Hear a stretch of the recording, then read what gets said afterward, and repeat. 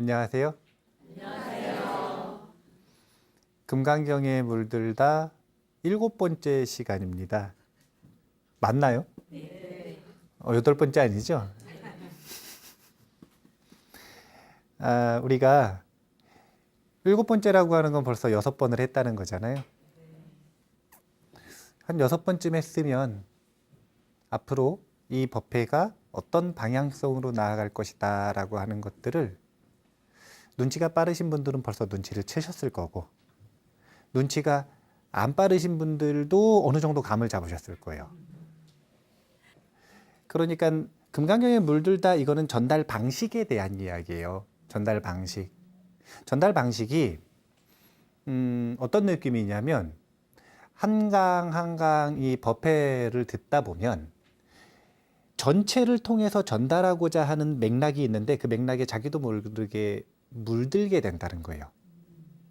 그래서 이 앞에서 지금 공부할 때 이 특징들을 보면 옛날 이야기처럼 부처님 당시 이야기들이 좀 많이 나오죠.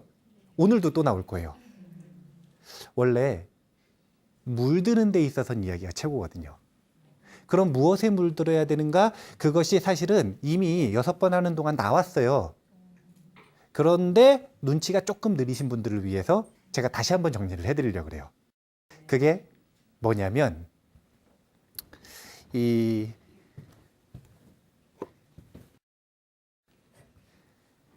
금강경을 주석하신 분들은 굉장히 많으신데 그 중에서 가장 대표적인 이라고 표현하면 좀 너무 편파적이고 가장 먼저 주석을 하신 스님들이 이제 무착보살이라고 하는 보살과 세친보살이라고 하는 형제예요.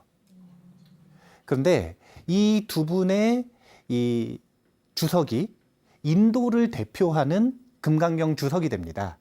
그리고 이 주석들을 받아서 중국으로 넘어와서 중국에서 금강경을 주석할 때 이 세친보살과 무착보살의 주석을 많이 인용을 하거든요.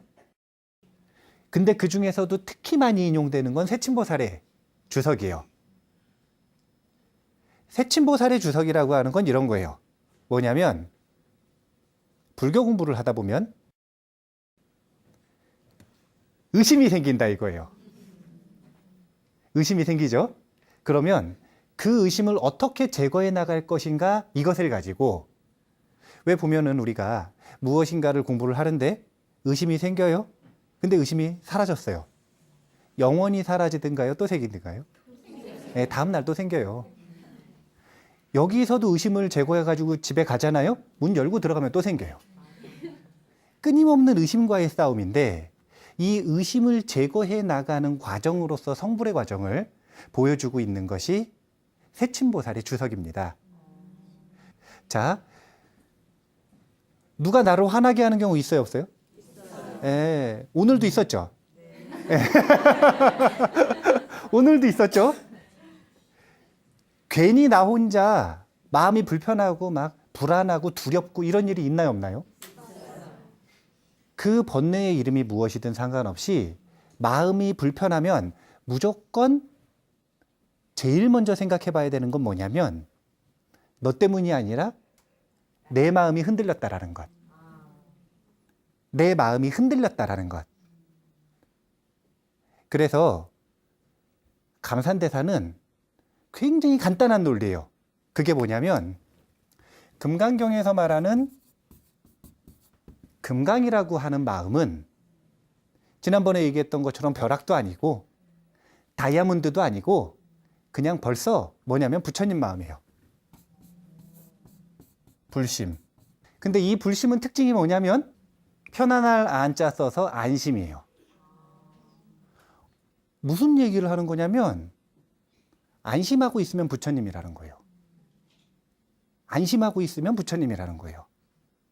그런데 우리가 저 안심에 머무르질 못하고 잠깐도 머무르질 못하고 끊임없이 마음이 흔들리는데 왜 흔들리느냐 이거예요. 흔들리는 이유가 뭐냐? 너 때문이 아니라 그건 내 마음이 흔들린 것 때문인데 왜 흔들렸냐면 그거는 안심이 왜 깨져버리느냐? 추구하는 바가 있어서 그래요. 구하는 바가 있으면 마음이 흔들리게 되어 있어요. 아주 간단한 논리예요. 마음은 왜 흔들리느냐? 구하는 바가 있으면 마음이 흔들린다. 그럼 이 구하는 바가 뭘 만드느냐? 의심을 만든다는 거예요.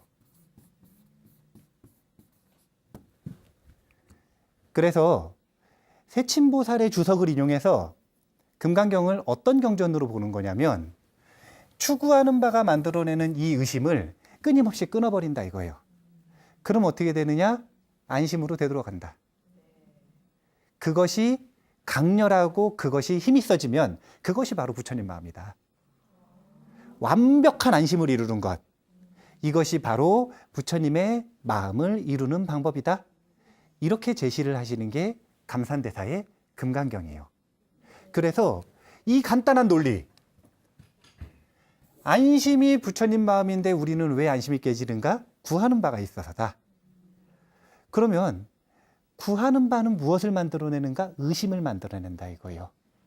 자, 그러면 이 의심을 어떻게 해야 되는가? 끊어버리면 된다.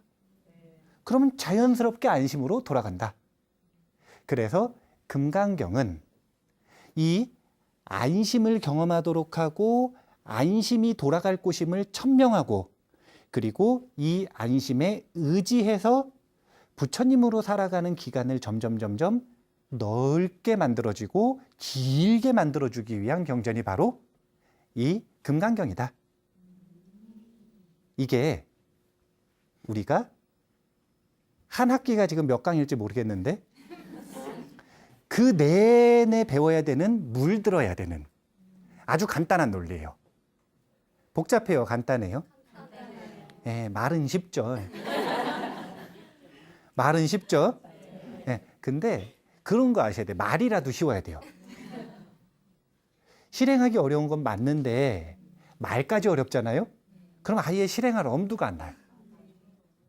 그래서 말도 쉽고 논리도 쉬워야 돼요. 간단해야 돼요. 간단하게 자기를 비춰보고 자기의 문제를 분석하고 거기서 해결책을 간단하게 잡고, 물론 실천하는 건 어렵겠지만요. 그래서 이런 거예요. 오늘 제목이 이제 시작인데? 이제 시작인데? 10분이 지났는데 이제 시작인데 수보리존자한테 이제 문제가 생긴 거예요. 어떤 문제가 생겼냐면 수보리존자는 원래 아라한이죠. 아라한이면 구하는 바가 있을까요? 없을까요? 완전한 평화를 누리고 있단 말이에요. 마음이 편안하다는 거죠. 그러니까 이거는 뭐냐면 구하는 바가 없다 이거예요. 근데 지난 시간에 얘기했던 것처럼 수보리존자만 눈치를 챘어요. 부처님하고 본인이 다른 걸. 그래서 나도 부처님처럼 되고 싶다? 뭐가 생겼어요 지금? 추구하는 바가 생겼죠. 네. 그러니까 추구하는 바가 안심을 깨버리고 의심을 만드는 거예요. 어떤 의심을 만들었냐면 너무 간단한 의심인데 그게 뭐냐면 부처님 되려면 어떻게 해야 된다라는 걸 지금 배웠냐면 일체 중생을 다 구해야 부처님이 된다라는 걸 배운 거예요. 부처님이 되고 싶어서 추구하는 마음이 생겼는데 방법을 봤더니 일체 중생을 전부 구해야 된대요. 아니 근데 생각을 해보세요. 한 중생 구하기도 어렵죠. 한 중생을 구하려고 해도 골수가 빠져요. 골수를 뽑아줘도 구할까 말까. 보따리 내놓으라고 하는 경우도 되게 많거든요. 아니 근데 일체 중생을 언제 다 구하느냐 이거예요. 일체 중생을 어떻게 다 구하지? 한번 상상을 해보세요. 그러면 막막하면서 수보리존자가 야 이거 되겠나 이거예요. 중생을 다 구해야 한다며?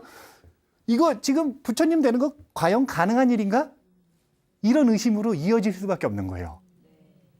그래서 지금 이런 의심이 생기게 되는 조금 더 구체적인 부처님과 수보리존자 본인의 차이를 오늘 다시 한 번 더 명확하게 짚어보려고 그래요.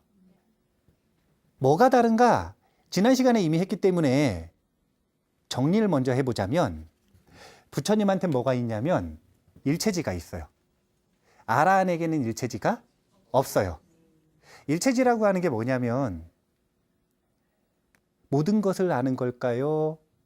알아야 할 것을 아는 걸까요? 모든 것을 알면 얼마나 피곤해. 얼마나 피곤해요.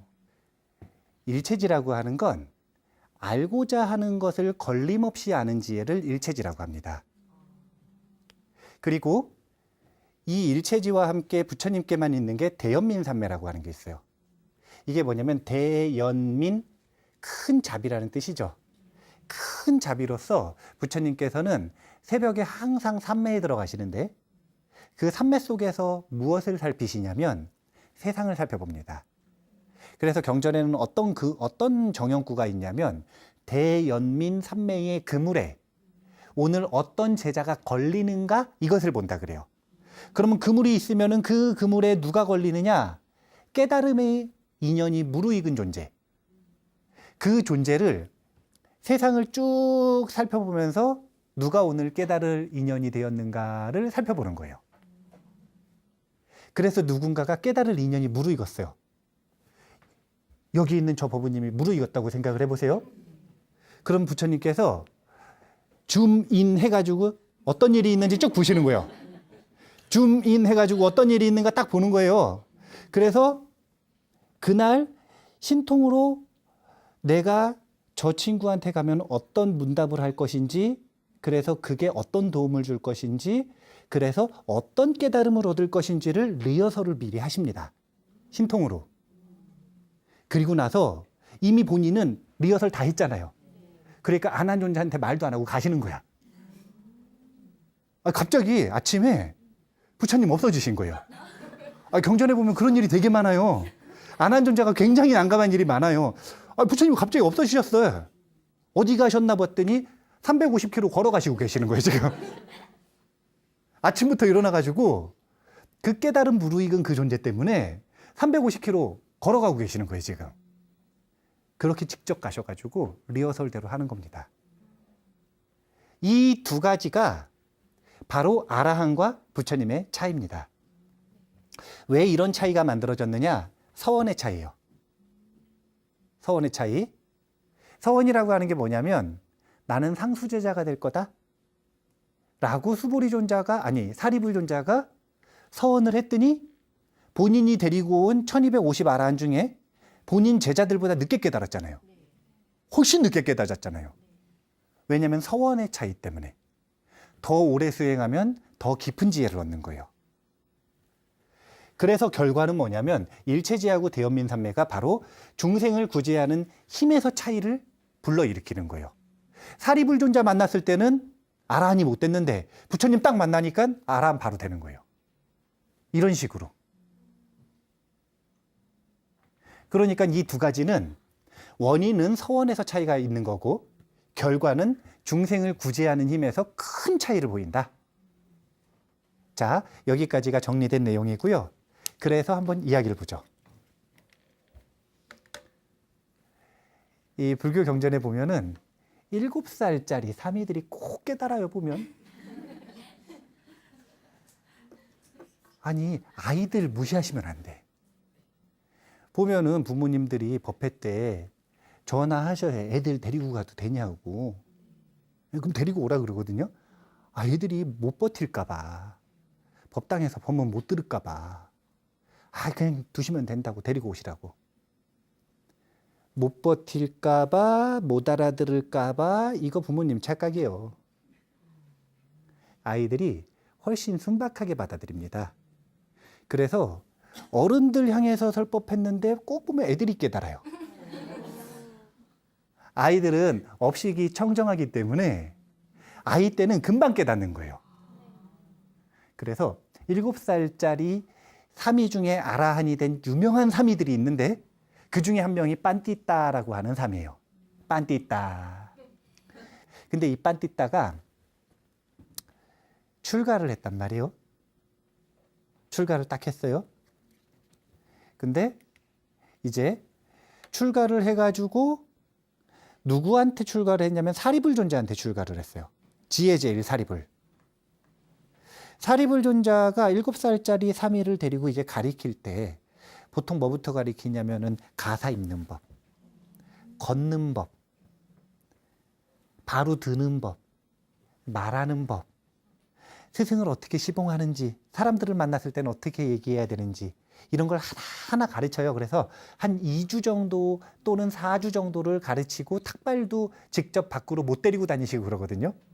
그런 수습 기간을 딱 거쳐가지고 2주 만에 이제 처음으로 스승의 바루를 들고 옆에서 사리불존자 바루를 들고 쫓아가는 거예요. 이렇게 7살짜리 사미가 자, 몇 살인지를 잘 보셔야 돼요. 7살이에요. 네. 아, 내가 이렇게 흉내내기엔 좀 크다.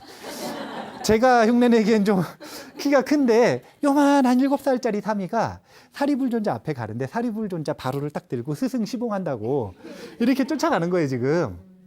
근데 쫓아가다가 다 이렇게 쫓아가다가 이상한 걸 봤어요. 뭘 봤냐면은 논에 보면 이게 논이요, 논. 그러면은 이게 논이요, 논.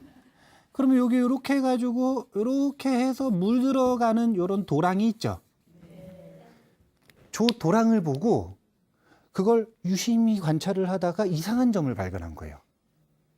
굉장히 이상한 점. 7살짜리 사미가 그 7살짜리 감수성에 이 뭔가 되게 이상한 점을 발견한 거예요. 너무 궁금한 거예요. 그걸 지금 문답을 하는데 스님 이것이 무엇입니까? 질문했어요. 사리불존자가 이것은 도랑이라고 부른단다. 그러니까 무얼 하는데 이용합니까? 그러니까 물을 이곳저곳으로 끌어들여 논에 물을 주기 위해서 도랑을 이용한다. 아니 그렇잖아요. 논농사를 하면 물길 딱 내가지고 자기가 원하는 곳에다가 물을 대야 우리가 밥 먹는 거 아니에요. 예, 물 못 대면 벼 다 죽어요. 그래가지고 물 모자랄 때는 그 물 대느냐고 이웃집이랑 싸우고 난리 나는 거 아니에요. 그러니까 그 자기가 원하는 데다가 물을 댈 수 있도록 만들어 놓은 도랑을 보고 지금 깜짝 놀란 건데 스님, 저 물에는 마음이 있습니까? 자, 저 도랑에 흐르는 물에는 마음이 있어요, 없어요? 자, 이게 지금 7살짜리예요. 7살짜리 사미가 저 물에는 마음이 있습니까? 없단다. 스님, 이처럼 마음이 없는 것을 원하는 곳으로 끌어다가 되는 것이 가능합니까? 그렇게 할 수 있단다. 지금 이런 거 안 이상해요? 아니 봐보세요. 마음이 없어요. 마음이 없는데 마음이 없는 것조차 원하는 곳에다가 도구를 사용해서 길을 만들어 가지고 갖다 댈 수가 있는 거예요. 정확하게. 근데 사미가 마음이 없는 걸 저렇게 한다라는 게 굉장히 의아하면서 이런 질문을 하는 거예요. 사미가 홀로 생각했다. 이처럼 마음도 없는 것을 원하는 곳으로 끌어댈 수 있는데 어째서 마음을 지니고 있는 사람들이 마음을 자기가 원하는 곳으로 이끌어 열심히 정진하여 아라한과를 성취하지 않을까. 사미가 바루를 들고 쫓아가다가 논농사하는 도랑을 보고 굉장히 의아해서 우리 스승님은 사리불존자니까. 사리불존자는 지혜제일 아니에요. 그러니까 뭐든지 대답해 주시겠지 하고서 너무 궁금해가지고 질문한 거예요.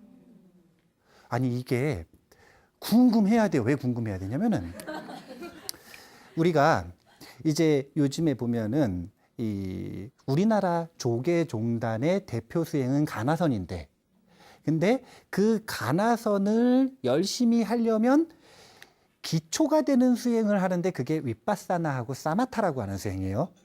그래서 남방 수행들이 이제 들어와서 윗바사나, 사마타 이런 용어들 이제 익숙하시잖아요. 근데 윗바사나, 사마타 이런 수행들을 들을 때마다 꼭 듣는 단어가 있어요. 그게 뭐냐면 사띠인데, 사띠. 이 사띠를 번역을 할 때 주의 이렇게 번역을 하기도 합니다. 그런데 주의력이 뭔지 아시죠? 요 주자가 무슨 주자를 쓰는 줄 아세요? 자, 주인 주자를 쓸까요? 머무를 주자를 쓸까요? 다른 주자를 쓸까요? 다른 주자 뭐예요? 아니 처음에는 당연히 주인 주자 아니면은 머무를 주자를 쓸 거라고 생각을 했는데 한자를 보니까 물댈 주자를 써요. 물수변을 써서 물대주자를 써요. 이게 무슨 뜻이냐면 논두렁이 딱 있는데 물을 원하는 곳에다가 이렇게 갖다 대듯이 우리의 마음이라고 하는 것도 저 주의력이라고 하는 것도 물과 같아서 우리가 원하는 곳에다 갖다 댄다는 거예요. 그러면 거기서 벼가 자라나듯이 우리의 경험이 자라나는 거예요. 이 주의력을 우리가 갖다 대는 것, 그것만 경험을 할 수 있다 이거예요. 지금 저 3인은 궁금한 거예요. 마음도 없는데 어떻게? 마음도 없는 걸 사람들이 기술을 가지고 저기다 논두렁에다가 갖다 대서 엄청 어려운 난이도인데 마음이 없는 걸 저렇게 하는 건 엄청 어려운 난이도인데 그렇게 벼농사는 잘 지으면서 그거보다 훨씬 쉬운 게 뭐냐면 마음이 있는 자기 마음을 원하는 곳에다 끌어대서 아라한과를 성취하는 게 저거보다 쉬울 것 같은데 왜 도대체 저걸 원하지 않을까? 3위가 이게 너무 궁금했던 거예요. 궁금해요, 안 궁금해요? 뭐 게을러서 그렇죠.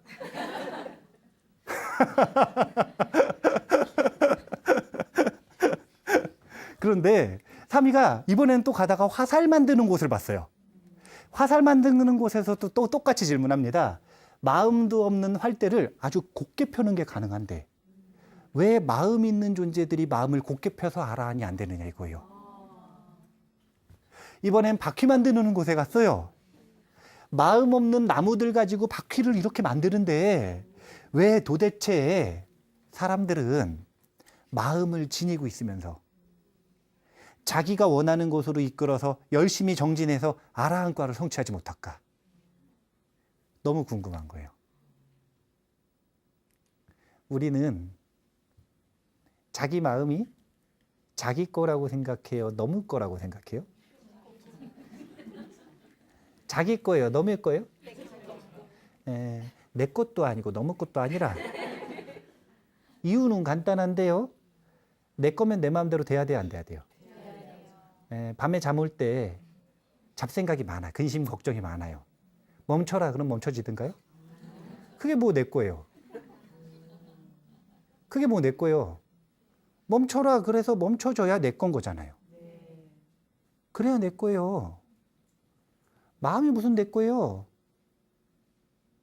원래는 내 거여야 되는데 내 뜻대로 되어야 되는데 우리가 이렇게 도대체 왜 마음을 자기가 원하는 곳으로 이끌어서 수행을 안 하는가? 정진을 안 하는가? 열심히 자기 마음을 갈고 닦지 않는가? 않는 거. 갈고 닦지 않는 것. 그것 때문에 마음을 너한테 준 거예요. 누구한테 줬냐면 번뇌한테. 그래서 3위의 질문을 바꿔보면 아니 왜 본래 자기 것으로 가지고 태어난 마음을 번뇌한테 줘버려가지고 번뇌의 노예처럼 사느냐 이거예요.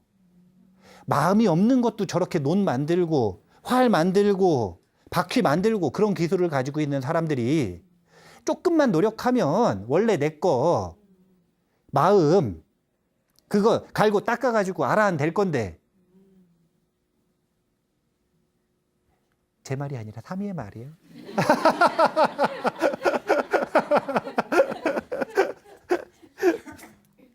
그래서 3위가 마음속 깊은 곳에서 간절하게 수행을 하고 싶은 거예요. 나는 저 사람들처럼 살고 싶지 않다. 그래서 스승님한테 바로 들고 뒤에서 쫓아가다가 질의응답을 딱 한 다음에 스승님한테 부탁을 드리는 거예요. 스님, 괜찮으시다면 가사와 바루를 스님 직접 들고 가십시오. 저는 사원으로 돌아가겠습니다. 7살짜리예요. 그러니까 사리불륜자가 신심이 났구나 싶어가지고 그냥 아무 데서나 수행하면 위험하니까 본인의 이 방키를 딱 주세요. 방 안에 들어가서 수행하라고. 그러니까 이번엔 두 번째. 스님 오실 때 저한테 공양을 가져다 주시는데 메뉴도 정했어요. 맛있는 연어고기 조금만 가져다 주시면 됩니다. 그러니까 사리불존자가 그걸 어디서 얻는단 말이냐. 그걸 어디서 얻는단 말이냐. 왜냐면은 스님들이 가가지고 사오는 것도 아니고 이 차제거리 해가지고 바로에다 받아오는 것만 가져오는 건데 못 얻어오면 어떻게 하느냐 이거예요. 그러니까 이 7살짜리 사미가 하는 이야기가 혹시 스님의 복덕으로 얻지 못하면 제 복덕으로 얻을 수 있으니까 걱정 마십시오. 7살짜리 사미가 범상치가 않은데 그래서 이제 사리불존자는 저기 탁발하러 가시고 7살짜리 사미는 사원으로 돌아와서 방에 앉아가지고 수행을 시작한 거예요. 자, 이 모든 장면들을 새벽에 부처님은 보셨을까요? 안 보셨을까요? 보셨죠. 대연민산매에서. 이게 바로 대연민산매예요. 석가모니 부처님이 보셨다라고 하는 건 자, 석가모니 부처님께서 못 보신 장면이에요. 그러면 오늘 빤띠따 사미는 깨닫는 거예요? 못 깨닫는 거예요? 대연민산매에 안 걸렸으면 못 깨닫는 거죠. 근데 지금 제가 보셨다 그랬죠. 그럼 깨닫는 거죠. 이럴 때 꼭 참가하는 사람이 있어요. 누구냐면은 재석천왕. 이럴 때 재석천왕의 홍옥보자가 뜨거워지기 시작한답니다. 이름이 그래서 홍옥이에요.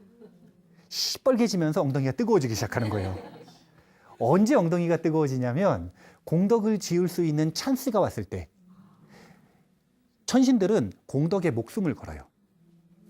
공덕을 목숨 걸고 짓거든요. 사람들이 돈을 목숨 걸고 벌잖아요. 목숨을 버려서라도 막 벌려 그러잖아요. 그것처럼 천신들은 목숨을 버려서라도 공덕을 지으려고 그래요. 천신과 인간의 차이인데 홍옥보자가 막 뜨거워지니까 그러면 이제 천신으로서 굽어보기를 합니다. 어떤 일이 있는지 보죠. 봤더니 빤띠따 사미가 오늘 아라한이 되겠거든요. 그래가지고 다 불러요. 사천왕들도 부르고 일월성신과 이 여러 천신들을 불러요. 그래서 사천왕은 어떻게 하냐면 사리불존자, 제가 또 그림을 그려야겠네. 사리불존자 이 집이에요. 예, 사미가 앉아 있어요. 사미가 앉아 있어요. 지금 수행하는 거예요. 재석천왕이 사천왕을 불러가지고 동서남북에서 보디가드를 시키는 거예요. 그 다음에 본인은 여기 문이 딱 있잖아요. 문 앞에서 문고리를 딱 잡고 누구도 못 들어가게 딱 붙잡고 있는 거예요. 그리고 달의 신과 태양의 신을 불러가지고 멈춰라 그랬어요. 그래서 달과 태양이 흐름을 멈춘 거예요. 시간이 흘러가 버리면 이 깨달음을 추구하고 증득하는데 방해가 될까봐 해와 달을 멈춰 놓은 거예요. 지금 이런 상황이에요. 천신들 다 출동했어. 재석천왕은 문지기, 사천왕은 보디가드, 일월성신은 시간 정지. 그럼 부처님은 뭐를 했느냐? 골키퍼가 되신 거예요. 부처님은 골키퍼. 이게 뭐냐면요, 여기서 결정적인 차이가 나오는 거예요. 부처님의 역할이 무엇이었냐면 대연민산매에서 리허설을 해봤더니 아 그렇지, 재석천왕이 문지기를 하고 사천왕이 주변을 다 지키고 일월성신들은 시간을 정지하는데 사리불존자가 저희 누구야 빤띠따 사미가 아나함과를 얻고서 이제 아라한이 되려고 하는데 그 직전에 사리불존자가 연어를 얻어가지고 달려오는 게 보이는 거예요. 지금 사리불존자는 지금 연어가 왔다고 사미 말대로 지금 연어 공양을 받았다고 기뻐가지고 연어 주려고 7살짜리 사람이 예쁘잖아요. 그러니까 연어를 주려고 막 가고 있어 지금. 그래가지고 문 열고 들어가면 어떻게 되냐면 아나함과에서 멈추는 거예요. 아라한이 못 되는 거예요. 그래서 골키퍼 마지막 사리불존자를 막아주는. 그래서 사리불존자를 중간에 사리불존자 이렇게 다니시는 길 있잖아요. 거기 중간에 부처님이 갑자기 나타나셨어요. 평상시에 다니시도 않으시는 분이 갑자기 나타나셔가지고 4가지 질문을 하세요. 사리불존자한테 4가지 질문을 하면서 시간을 끄는 거예요. 평소에 아무도 없는 데서 사리불존자한테 그런 질문 하시는 분이 아닌데 아니 4가지 질문을 해가지고 시간을 딱 끌어서 이렇게 시간을 끈다는 게 뭐냐면 그래서 어떻느냐 그러니까 사리불존자가 뭐라고 막 답변을 하실 거 아니에요. 그러면은 이렇게 한 귀로 들으시고 생각은 빤띠따 존자, 빤띠따가 아라한이 됐나 안 됐나 이렇게 보고 계시다가 이제 아라한이 딱 된 것 같으니까 아 훌륭히 대답했다 가라. 그리고 이제 그렇게 보내주시는 거예요. 그렇게 해서 7살짜리 빤띠따가 아라한이 되는 겁니다. 여기 보면 사리불존자는 다른 아라한들보다 지혜가 깊다 그래요? 옅다 그래요? 깊다고 하죠. 그런데도 사리불존자는 7살짜리 빤띠따가 그날 아라한이 될 거라는 걸 알아요, 몰라요? 모르죠. 심지어는 만약에 연어 주겠다고 달려갔으면 어떻게 되는 거냐면 부처님 없었으면 아나함에서 끝난 거예요. 아나함에서. 이게 바로 일체지 그리고 대연민산매의 차별점입니다. 일체지와 대연민산매라고 하는 건 다른 것 때문이 아니라 중생을 구제하는 데 있어가지고 큰 차이를 불러오는 거예요. 사리불존자가 아무리 지혜 제일이어도 사리불존자는 이런 생각을 해요. 삼위가 매우 배가 고플 것이다. 그래서 연어 갖다 줘야겠다. 연어 갖다 줬으면 어떻게 됐느냐? 연어 먹고 깨달음 못 얻었어요. 아주 슬픈 일이죠. 하지만 대연민산매에 들었었던 부처님 같은 경우에는 사리붓다가 삼위가 먹을 음식을 얻어서 급히 돌아오고 있구나. 그렇게 되면 삼위의 수행을 방해하게 될 것이다. 내가 가서 그에게 4가지 질문을 해서 시간을 끌면 아라한이 될 것이다. 그래서 아라한으로 만들어주는 큰 이 보호, 선호념하고 선부촉하는 그런 마음을 보여주시는 겁니다. 저렇게 중생을 구제하는 데 있어서 최고의 이 능력을 보여주시는 이유가 무엇인가? 그것은 앞서 이야기했던 것처럼 일체지, 그 다음에 대연민산매. 이것이 아주 결정적인 차이를 불러온다는 거예요. 제가 이 단어는 몇 번 얘기를 했어요. 몇 번 얘기하는 건 중요하다는 거예요? 안 중요하다는 거예요? 중요하다는 거죠. 그런데 사리불존자는 알았어요. 뭘 알았냐면 부처님과 나는 일체지 대연민산매에서 다르다는 것. 사리불존자 정도 되면 알죠. 근데 나도 부처님처럼 되고 싶다 이런 마음이 일어났을까요? 안 일어났을까요? 안 일어난 거예요. 이게 되게 부처님께서 수보리존자에게 선제라고 하는 이유가 있는 거예요. 왜냐하면 아라한들은요. 아무리 좋은 게 있어도 나도 그렇게 되고 싶다라는 마음을 일으키는 것이 굉장히 어려운 일이에요. 욕심이 사라졌기 때문에. 예를 들어가지고 여기 있는 법우님들이 저 앞에 있는 누군가가 좋은 걸 얻었어요. 그럼 나도 갖고 싶다 이런 마음이 쉽게 일어나요? 안 일어나요? 쉽게 일어나죠. 동전이 여기 딱 떨어지면 밟아요? 안 밟아요? 아니 이거 아주 쉬운 일 아니에요. 반자동으로 딱 밟아버린단 말이에요. 근데 아라한들은 이걸 밟는 게 기적 같은 일이라는 거예요. 아라한이 이런 욕심을 불러일으킨다라고 하는 건 기적과도 같은 일이에요. 그러니까 아라한들도 알아요. 뭘 아냐면 부처님하고 본인하고 다른 거 안단 말이에요. 근데 거기서 나도 부처님이 되고 싶다. 왜? 중생을 구제하고 싶으니까. 그런 큰 자비심을 가지고 문제의식을 가지고 그걸 추구하는 마음을 일으키는 건 기적과도 같은 일이라는 거예요. 그래서 수보리존자에게 선제라고 하는 겁니다. 누구도 묻지 않았으면 부처님께서는 답하실 수가 없어요. 부처님이 되는 길을 이야기를 할 수가 없는 거예요. 그래서 수보리존자가 물으시니까 이제 이 부처님 되는 길을 제시하시는 게 금강경 개송이 이제 금강경 내용이 되는 건데 오늘 빤띠따 삼이 이야기 같은 경우에는 요 법구경 80번 개송과 관련되어 있는 인연담이에요. 그래서 나중에 80번 개송을 보시면 되는 건데 그 이야기 끝에 이 개송이 붙어 있는 거예요. 농부는 물기를 내어 물을 끌어들이고 활 만드는 이는 화살을 곱게 만든다. 목수는 굽은 나무를 곱게 다듬고 지혜로운 이는 마음을 잘 다스린다. 뭘 얻고 싶으세요? 물길 잘 내고 싶으세요? 화살을 곱게 만들고 싶으세요? 굽은 나무를 곱게 펴고 싶으세요? 아니면 마음을 잘 다스리고 싶으세요? 삼위와 같은 마음을 내셔야 돼요. 그게 바로 서원의 차이예요. 이 마음이 안 나는 사람은 절대 아라한이 못 돼요. 아라한 논할 것도 없이 이 마음이 안 나는 사람은 마음에 이 자기 마음을 잘 조절하고 안심시키는 힘을 키울 수 없어요. 이런 마음 자체가 안 나는 사람은. 이게 부러워야 돼요. 지혜로운 이는 마음을 잘 다스린다. 이게 부러워야 돼요. 이게 안 부러우면 금강경을 공부해봐야 너의 얘기라. 왜냐면 금강경은 마음을 잘 다스려서 최고로 잘 다스려서 금강과도 같은 부처님 마음을 만드는 게 금강경이니까. 그런 방법을 말하는 게 금강경인데 이게 안 궁금하면 그러면은 농부가 물기를 내어 물을 끌어들이고 이게 이제 저희 부럽다. 그러면 농과대를 가셔야 돼요.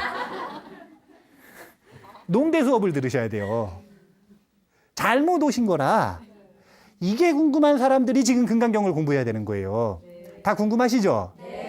네. 일단 안 궁금해도 대답이라도 해야 돼. 사리불존자는 아까도 이야기했지만 원래 안심한 존재였어요.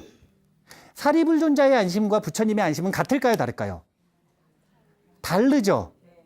흔들리지 않는다라고 하는 것에선 같지만 깊이가 틀린 거예요. 그렇기 때문에 지혜의 깊이가 차이가 나는데 그 안심이 아라한의 안심이 깨지는 일은 기적과도 같은 일인 거예요. 그렇게 수보리존자가 기적과도 같은 욕심 요만큼을 낸 겁니다.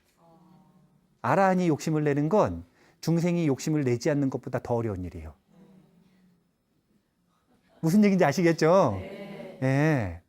아라한이 이만큼의 욕심을 냈어요. 그래서 이제 의심을 일으켰습니다. 그게 뭐냐면 과연 부처님처럼 사아승직업 10대겁을 수행하면 나도 저런 일체지와 대연민산매를 얻을 수 있는 걸까? 가능할까? 이런 생각을 한다는 것 자체가 의심이 난 거예요, 안 난 거예요? 난 거죠. 이런 의심들을 해결해 주시면서 점점 안심으로 다가가도록 하는 게 금강경이에요. 끊임없이 수부리존자는 의심합니다. 솔직해요. 아라한들은 솔직해요.